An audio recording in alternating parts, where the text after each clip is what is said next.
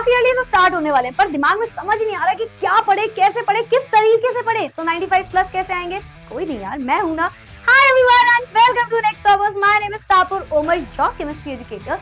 And आज मैं आपको बताऊंगी कि अगर आपको क्लास 12 केमिस्ट्री में 95 से ज्यादा मार्क्स लाने हैं, सिर्फ हाफ ईयरली में नहीं, अगर आप ये चीज फॉलो करोगे ना तो आप फाइनल बोर्ड एग्जामिनेशन में भी बहुत अच्छे मार्क्स ला पाओगे। ठीक है, तो आपको हर एक चीज बहुत ध्यान से सुननी है और समझनी है, क्योंकि यहाँ पे इससे अच्छी स्ट्रैटेजी ना तो है और ना ही तुम बना पाओगे और ना ही तुम्हें कोई और बता पाएगा, क्योंकि ये स्ट्रैटेजी 110% काम करेगी। बस आपको हर चीज ध्यान से समझनी होगी। समझो, सबसे पहले आपको डिवाइड करनी है, हर अपनी जो भी प्रिपरेशन है 4 चीजों में डिवाइड कर लेनी है। इसमें 4 चीजें क्या है?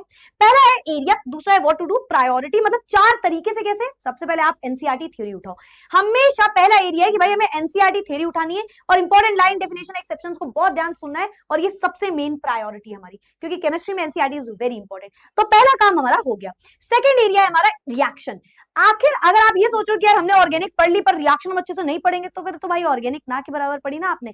तो रिएक्शंस पढ़ने, और रिएक्शंस में भी प्रायोरिटी होती है कि पहले नेम्ड रिएक्शंस पढ़ने हैं, उसके बाद कन्वर्जन्स करने, एबीसीडी वाले आइडेंटिफाई क्वेश्चन करने, एंड रिएजेंट्स हमेशा दिमाग में रखना है।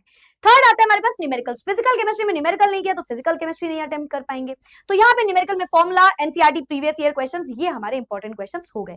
और लास्ट में आते हैं हर एक के, चाहे फिजिकल हो, चाहे इनऑर्गेनिक हो, चाहे ऑर्गेनिक हो, उसके प्रीवियस ईयर क्वेश्चंस। तो प्रीवियस ईयर क्वेश्चन को उठाना है, सैंपल क्वेश्चंस को उठाना है और प्रिपेयर कर लेना है। ठीक है, अब यहाँ पे हम बात करते हैं कि ये तो हमने बात कर ली कि भाई ये होना है हर एक जगह। क्या हम चैप्टर वाइज समझ सकते हैं या ब्रांच ऑफ केमिस्ट्री को डिवाइड कर सकते हैं? बिल्कुल। जैसे नंबर 1, हर एक केमिस्ट्री में देखो 3 ब्रांचेस हैं, तीनों को एक तरीके से नहीं पढ़ना होता, तीनों का अलग अप्रोच रखना है। पहला आता है फिजिकल केमिस्ट्री।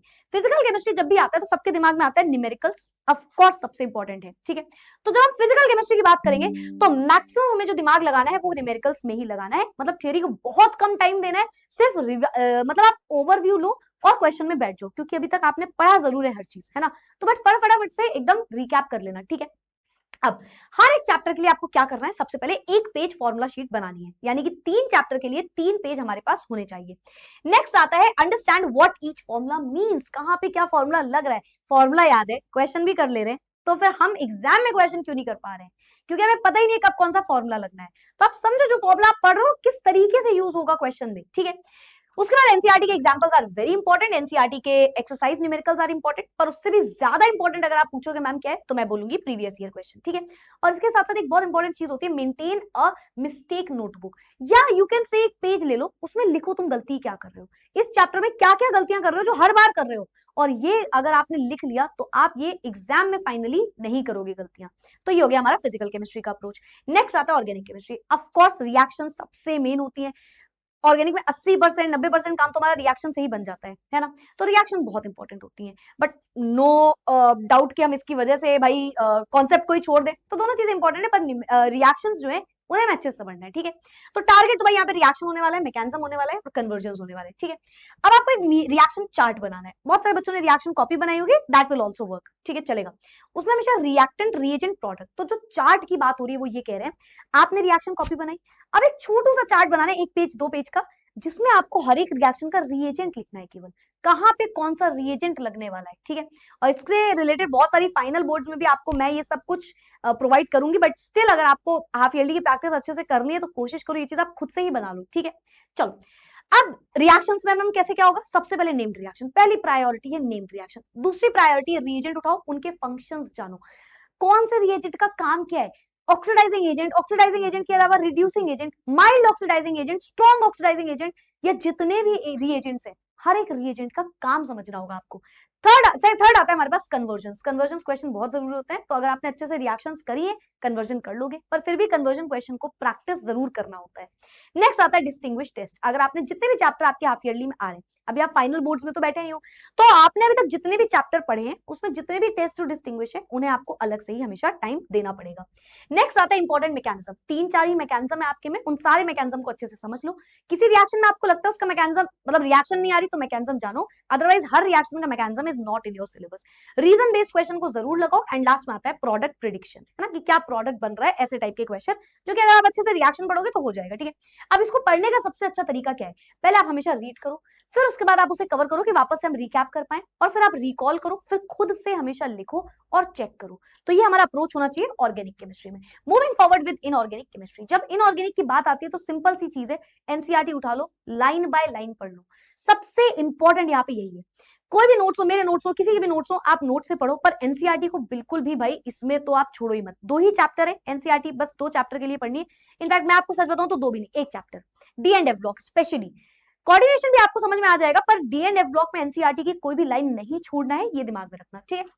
अब क्या करना है, एनसीईआरटी लेनी है, हाईलाइट करनी है, शॉर्ट नोट्स बनाने, और फिर उसके बाद रिकॉल करते करते पीवाईक्यू लगा लेना है, ठीक है। कहां कहां में ध्यान देना है, ट्रेंड्स, कहां पे लेफ्ट टू राइट क्या हो रहा है, टॉप टू बॉटम क्या हो रहा है, ट्रेंड्स ध्यान देना है। एक्सेप्शंस, कहां कौन सा एक्सेप्शन है, उस एक्सेप्शन में क्यों एक्सेप्शन है वो, ठीक है। प्रॉपर्टीज, किसकी क्या प्रॉपर्टीज है, डी एंड एफ ब्लॉक में बहुत सारी प्रॉपर्टीज है, वो समझना है। Reactions, KMNO4, K2CR2O7, reactions, definitions, D and F block हो गया, इन सब में डेफिनेशंस भी इंपॉर्टेंट होती है। फिर टेबल बनाओगे आप, और फिर उसके बाद रीजन बेस्ड क्वेश्चन, क्योंकि इसमें सबसे ज्यादा रीजन बेस्ड क्वेश्चन ही पूछे जाते हैं हमसे, ठीक है। Don't make huge notes for inorganic, पहले भी मैंने आपको बोला है, क्यों, क्योंकि एनसीईआरटी ही आप पढ़ रहे हो, वो सेल्फ सफिशिएंट है। एनसीईआरटी अच्छे से पढ़ लोगे, सेल्फ सफिशिएंट है, तो ये हमारा इनऑर्गेनिक हो गया, ठीक है। आगे थोड़ी सी और बात करते हैं, एक 3R रूल को थोड़ा सा दिमाग में रखो। 3R रूल में पहला है रिविजन। रिविजन में आप बोल सकते हो राइट, है ना, मतलब जो भी रिवाइज करो उसे लिख लिख के रिवाइज करो। पहला आर का मतलब यहाँ पे ये होता है। दूसरा आर का मतलब है रिकॉल, आपने जो भी पढ़ा उसे रिकॉल करो, है ना, समझो, बुक बंद करके देखो आपको क्या क्या समझ में आया, आपने फॉर्मुलाज याद किए या नहीं, आपको कौन सी रिएक्शन समझ में आ रही है या नहीं आ रही है, सारी डेफिनेशंस आ गई अच्छे से या नहीं आई, ट्रेंड्स आपको समझ में आए या नहीं आए, तो रिकॉल। और थर्ड पे आता है रिपीट। जैसे ये सारा काम हो जाए, ये सब कुछ आपको रिपीट करना है। रिपीट कब करना है, हर एक बार दूसरे दिन, फिर 3 दिन बाद, फिर 7 दिन बाद, इस तरीके से आपको इसको रिपीट करना है। तो जो मैक्सिमम स्टूडेंट्स की प्रॉब्लम होती है ना, कि पढ़ तो लिया पर क्वेश्चन नहीं कर पा रहे, क्वेश्चन के टाइम पे भूल जा रहे हैं, वो आपकी खत्म हो जाएगी अगर आप ये वाला पॉइंट जो है वो दिमाग में रखोगे। चलो, इसके अलावा और कुछ extra mark, how to write for 95+%, मतलब आपको 95 से ज्यादा मार्क्स लाने हैं, तो उसके लिए लिखने का भी तो कुछ तरीका है, बिल्कुल तरीका है। सबसे पहले आपको हर चीज को पढ़ना है, आपको गिवन चीज नोट करना है, आपको फॉर्मुला लिखना है, फॉर्मुले में वैल्यूज को पुट करना है एंड कैलकुलेट करके यूनिट लगा देनी है। ये न्यूमेरिकल की बात हुई। रिएक्शन की अगर हम बात करें, हमेशा आपको रिएक्शन में reactant, product, by product, reagent, सब कुछ अच्छे से पता होना चाहिए। रीजनिंग क्वेश्चन की अगर मैं बात करूं कि इनऑर्गेनिक केमिस्ट्री आ गई, तो सबसे पहले स्टेटमेंट लिखो, आपको केमिकल रीजन लिखना है उसका, और फाइनल में कंक्लूजन भी लिखना है कि ऐसा क्यों हो रहा है, ठीक है। 3 से 5 नंबर का क्वेश्चन है, तो बहुत सारे बच्चे क्या करते हैं, वो लिख के आते हैं कि भाई पैराग्राफ लिख दो नंबर मिल जाएगा। ऐसा नहीं होता, ऐसे नंबर नहीं मिलते। क्या करना है, आपको हेडिंग लिखनी है, आपको इक्वेशन लिखनी है अगर ऑर्गेनिक की बात हो रही है, आपको रिएक्शन लिखनी है, आपको उसके जो भी बुलेट पॉइंट्स हैं, कीवर्ड्स जो होते हैं जिसे हम कहते हैं, वो लिखने, और अगर कहीं डायग्राम की जरूरत है तो वो बनाना है। तो 5 नंबर के क्वेश्चन का अप्रोच आपको ये नहीं है कि पैराग्राफ लिखा है कुछ भी तो नंबर मिल जाएगा। साइंस में ऐसा नहीं होता, तो आपको कोई भी पैराग्राफ नहीं लिखना है, ठीक है। अच्छा, इसके अलावा कुछ ऐसी गलतियां जो आप करते हो जिसकी वजह से आपके 95+ नहीं आते, या आप कर सकते हो जिसकी वजह से नहीं होगा, तो ये भी समझो। सिर्फ लेक्चर देखने से देखो काम नहीं होता। अगर आप सोच रहे हो हमने वन शॉट देख लिया, ये देख लिया, हमने तो कर लिया, नहीं, आपको प्रैक्टिस करनी पड़ेगी। बेटर अप्रोच के लिए आपको हमेशा नोट्स बनाने पड़ेंगे, वन शॉट के बाद क्वेश्चन लगाने पड़ेंगे, है ना, और या फिर खुद को ही समझा के देखो आप कर पा रहे हो या नहीं। Reading NCERT without solving question, majority of the students NCERT पढ़े जा रहे हैं, उन्हें लग रहा है हमने तो एनसीईआरटी पढ़ ली, पर questions are also very important. Question कहीं भी मिस नहीं करना है। Next, memorising reaction without practising them. आधे से ज्यादा बच्चे निमोनिक्स सर्च कर रहे होते हैं, पर ये नहीं समझते कि निमोनिक्स कितने समझ लोगे, बहुत सारी रिएक्शंस हैं, कुछ के चलते 5-10 के आपने निमोनिक्स पढ़ लिए, और उससे ज्यादा के मत कर रहा, वहां जाके निमोनिक्स ही भूल जाओगे तुम कहाँ पे क्या लग रहा है, तो ये नहीं होता, आपको खुद से लिख के देखना ही पड़ेगा। उसके बाद न्यूमेरिकल को आप क्या करते हो कि आखिरी में कर लेंगे, पहले हम ऐसा करते हैं क्वेश्चन थ्योरी कर लेते हैं, है ना, तो ये नहीं करना बिल्कुल भी। और not analysing mock test mistake, अगर आप टेस्ट दे रहे हो, हमारे प्रारंभ में भी टेस्ट होते हैं, अगर आप टेस्ट अटेम्प्ट कर रहे हो तो सिर्फ टेस्ट करने तक का काम नहीं होता, टेस्ट में जो चीजें गलत किया या गलतियां करी उसे भी आपको समझना होगा, तो ये जरूर देखना कि आप ये मिस्टेक ना करो। इसके अलावा पढ़े कहां से मैम, तो पढ़ने के लिए देखो आपको भाई यूट्यूब पे हमारे सारे के सारे फ्री ऑफ कॉस्ट में वन शॉट्स हैं, यहाँ पे आपके पास रैपिड रिवीजन है, और भी आपको किसी भी टीचर से पढ़ना आप पढ़ सकते हो, वहां से आप पढ़ो। लेकिन मैंने आपको जो बोला कि भाई कुछ चीजों को ध्यान रखो, तभी ये हेल्प करेगा, अदरवाइज आपको कितने भी अच्छे टीचर से आप पढ़ लो, चाहे आप वन शॉट पढ़ो, लॉन्ग लेक्चर्स पढ़ो, ये चीजें अपनाओगे नहीं, ये फ्रेमिंग नहीं करोगे इस तरीके से, तो काम नहीं बनेगा, ठीक है। तो कोशिश करना ये सब आप एक साथ समझते हुए ही चलो। तो ये the best strategy I can tell you, I can assure you, इससे अच्छी स्ट्रैटेजी कुछ नहीं होती। और आपको लगेगा ये स्ट्रैटेजी क्या है, क्योंकि यहाँ पे थोड़ा थोड़ा हर जगह स्मार्ट वर्क के साथ साथ हार्ड वर्क मैंने इंक्लूड किया है। ऐसा नहीं है कि ये पढ़ लो तो हो जाएगा, नहीं, थोड़ा सा हार्ड वर्क आपको करना पड़ेगा। अगर आप करते हो तो सिर्फ हाफ ईयरली नहीं, फाइनल एग्जामिनेशन के लिए आप खुद से तैयार हो रहे हो, ठीक है। सो मेक श्योर ये चीज आप जरूर अप्लाई करना। So that's it for today. See you all in the next video. Bye bye. Take care. Keep studying, keep learning, and all the very best for your half yearly examination. Bye everyone.